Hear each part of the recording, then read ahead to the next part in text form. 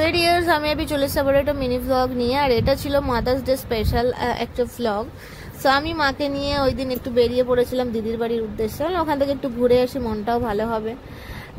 So অনেকটাই late because একটু প্রবলেমের মধ্যে ছিলাম। যাই হোক, so belated happy mother's day. পৃথিবীর সকল মায়েরা ভালো থাকুন, সুস্থ থাকুন, হাসি খুশি থাকুন।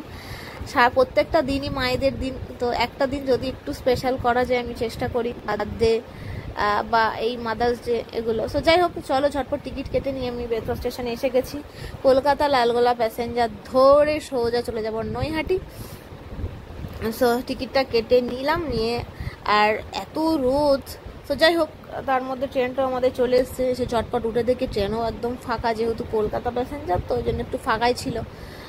আর ওই যে গরম, এই টেম্পারেচারে বুঝতেই পারছো, বিধ্বস্ত হয়ে আর কি গেছি। যাই হোক, সো মাকে অনেক কিছুই বলেছিলাম গিফট নেওয়ার জন্য। মা যেহেতু এর আগেই বার্থডে গেল, আমার থেকে অনেক কিছুই উপহার পেয়েছিল, যেটুকুনি আমার সামর্থ্য, তো কিছুই নেয়নি। তো একটা ব্লাউজ বলেছিল, একটা ব্লাউজ আমাকে কিনে দেয়, মার একটা ব্লাউজ দরকার ছিল, তো ওটা দিয়ে এখানে বড় মার সামনে দিয়ে যেহেতু যেতে হয়, মাকে একটুখানি প্রণাম করে মা একটু কচুরি খোলো খেয়ে লঞ্চ ঘাট পেরিয়ে যেহেতু চন্দননগর যেতে হবে, তো এই যে লঞ্চ করে ওপরটা যাব।